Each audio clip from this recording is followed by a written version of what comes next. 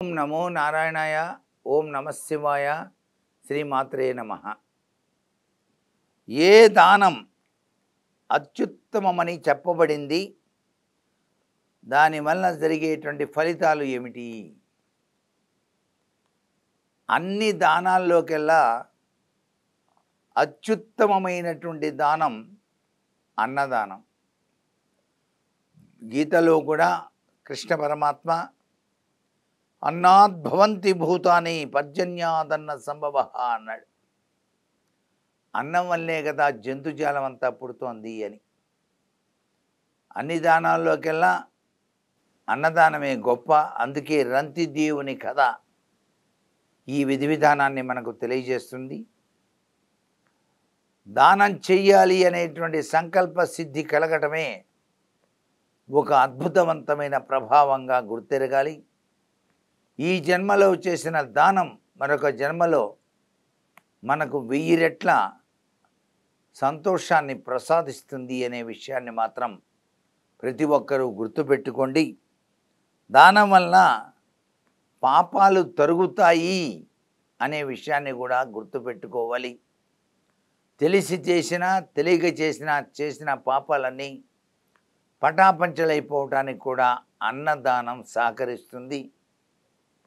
పరమేశ్వరునికి అన్నాభిషేకం నిర్వహించడం వల్ల కూడాను అద్వితీయమైనటువంటి ఐశ్వర్యాన్ని మీరు సాధించుకోవటానికి ఆస్కారం అత్యధికంగా ఉంటుంది సుమా అంటోంది శాస్త్రం.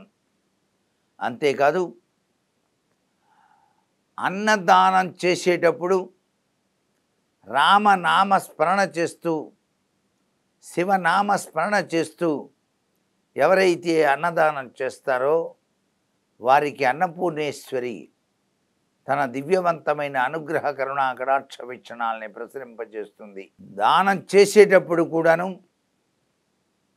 కృష్ణార్పణమస్తు అనో శివార్పణమస్తు అనో దానాన్ని గనక ఆచరించినట్లయితే అది అశ్వమేధ యాగ ఫలితాన్ని ప్రతి ఒక్కరికి కూడాను ఇచ్చి తీరుతుంది. కాబట్టే దానాల్లో అన్ని దానాల కన్నా అన్నదానమే గొప్ప అని చెప్పేసి శాస్త్రాలు అభివర్ణిస్తున్నాయి.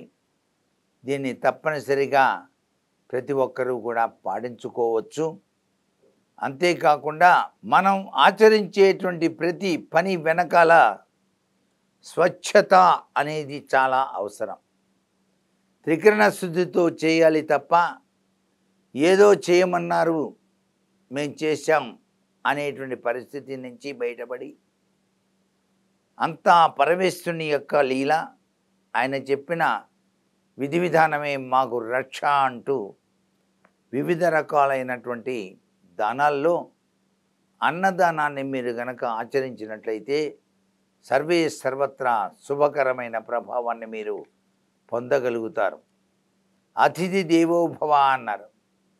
మీరు భోజనం చేసే సమయంలో మీ ఇంటికి అతిథి వచ్చినప్పుడు తప్పనిసరిగా భోంచేసి వెళ్ళండి అనేటువంటి మాట మాత్రం అని తీరండి. షడ్రసోభితమైనటువంటి భోజనం ఆ అతిథికి మీరు గనక ఏర్పాటు చేసి కాళ్లకు నీళ్లు ఇచ్చినట్లయితే మీకు చెప్పలేనంత పుణ్యం వచ్చి తీరుతుంది అని చెప్పేసి శాస్త్రం. అంతేకాకుండా మీరు భోజనం చేసే సమయంలో నామస్మరణ ధన్యోపాయం అంటూ ఆ యొక్క సర్వేశ్వరుణ్ణి ధ్యానం చేసి నమస్కారం చేసి భోజనం చేయటం వల్ల కూడా విశిష్టవంతమైన సత్ఫలితాలని మీరు సాధించుకోవటానికి ఆస్కారం అత్యధికంగా ఉంది సుమా అని చెప్పేసి శాస్త్రం.